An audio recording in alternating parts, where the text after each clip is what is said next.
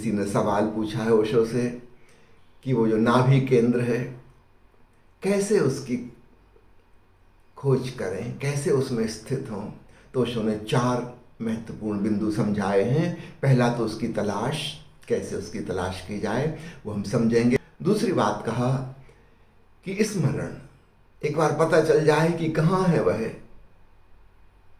नाभि से करीब 2 इंच नीचे, जहां तक हमारी सांस जाती है, गहरे से गहरा पॉइंट जहां तक सांस जाती है, एक बार उसका ठीक ठीक पॉइंट पता लग जाए, फिर उसका निरंतर स्मरण रखना, याद रखना, उसकी विधि बताई। फिर तीसरा पॉइंट कहा समर्पण। ये मैं जो आपको बता रहा था विकर्म की बात, इससे समझना समर्पण। सामान्यतः हम क्या समझते हैं समर्पण से, सरेंडर से, कि हमने जाके किसी के चरणों में कहा कि हम अपने आप को अर्पित करते हैं, चाहे गुरु के चरणों में, चाहे प्रभु की मूर्ति के चरणों में, चाहे काल्पनिक ईश्वर की धारणा के संबंध में। याद रखना, जो समर्पण मैंने किया है उसमें मेरा कर्ता भाव मौजूद है। मैंने किया है, और जब मैंने किया तो फिर मैं विड्रॉ भी कर सकता हूँ।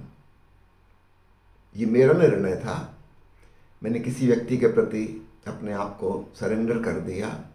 कल को मेरा इरादा बदल जाए, कहूँगा कि अब खत्म करता हूँ समर्पण।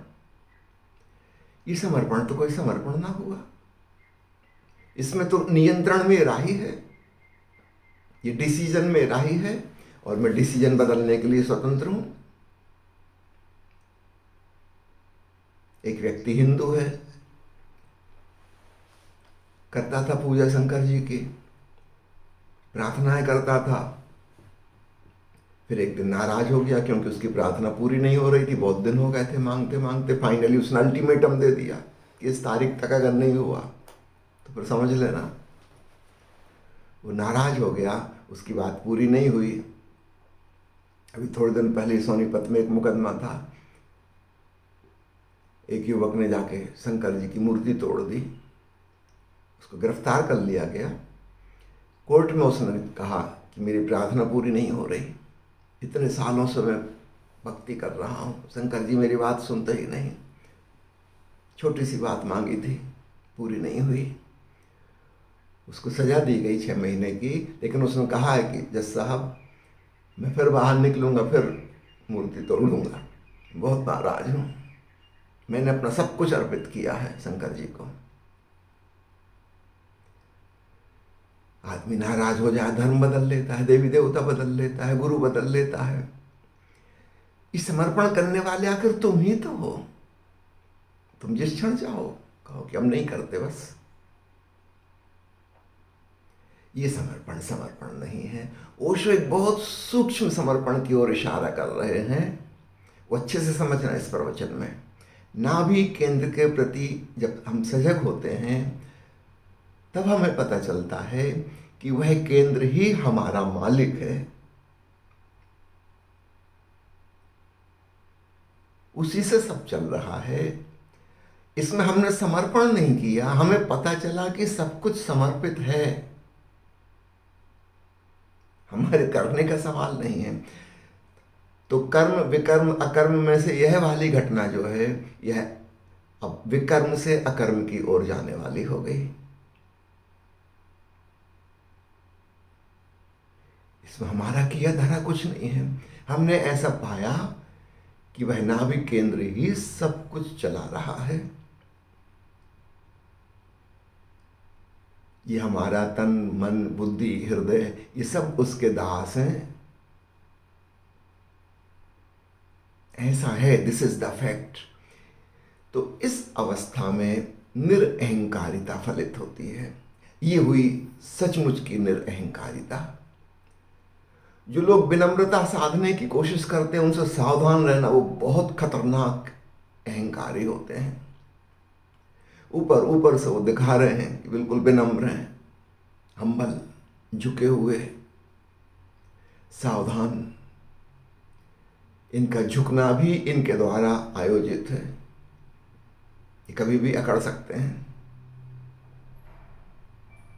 आज आपके पैर छू रहे हैं, कल आपके सिर में लात मार सकते हैं।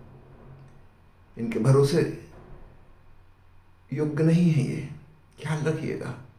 ये भी इनका अहंकार है। क्योंकि समाज में विनम्र लोगों की प्रतिष्ठा है, उस प्रतिष्ठा को पाने के लिए ये विनम्रता का नाटक करते हैं।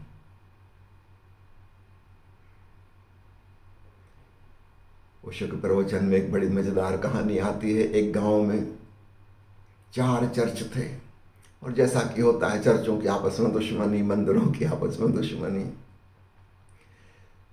एक बार ऐसा हुआ, किसी बाजार में चौराहे पर उन चारों चर्चों के पादरी आपस में मिले। थे तो दुश्मन, लेकिन ऊपर ऊपर से बना उन्होंने विनम्र व्यवहार किया, अभिवादन किया, फिर अपने अहंकार की चर्चा करने लगे। एक ने कहा कि जैसी सेवा की शिक्षा हमारे चर्च में दी जाती है, ऐसा कहीं नहीं दी जाती है। हमारे यहाँ आने वाले लोग समाज के बड़े सेवक बनते हैं। अन्य 3 को यह बात माननी पड़ी, क्योंकि वो जो कह रहा था ठीक कह रहा था, लेकिन उनके अहंकार को चोट तो लग रही थी कि कह तो ठीक रहा है, जैसे सेवक इसके चर्च में हैं कहीं नहीं है। दूसरा पादरी बोला कि माना तुम्हारी बात सही है, लेकिन हमारे यहाँ जैसे त्यागी तपस्वी पैदा होते हैं, वैसा कहीं और नहीं। अपने आप को सताने वाले, तप करने वाले। ये बात भी सही थी, बाकी 3 को माननी पड़ी। फिर तीसरे ने कहा कि माना कि आपके यहाँ बहुत सेवा सिखाई जाती है, आपके यहाँ तपस्या सिखाई जाती है, लेकिन हमारे यहाँ जैसे विद्वान लोग पैदा होते हैं, जैसा ज्ञान सिखाते हैं, बाइबल पूरी की पूरी कंठस्थ है, किस पेज पे क्या लिखा है पूछ लो। ये बात भी सच थी। उसके यहाँ बड़े विद्वान, वाद विवाद में कुशल लोग पैदा होते हैं, बड़े तर्कशील। अब चौथा बच्चा वो क्या कहे। उसने कहा कि आप लोग माना कि सेवा सिखाते हैं, तपस्या सिखाते हैं, ज्ञान सिखाते हैं, पर इसी वजह से आप सब लोग बड़े अहंकारी हो गए हैं। हमारे चर्च में जैसे विनम्र लोग पैदा होते हैं, नंबर 1 उस मामले में हम हैं। सुपीरियर इन हम्बलिटी, विनम्रता में अग्रणी। आप सुनते हो उसकी बात।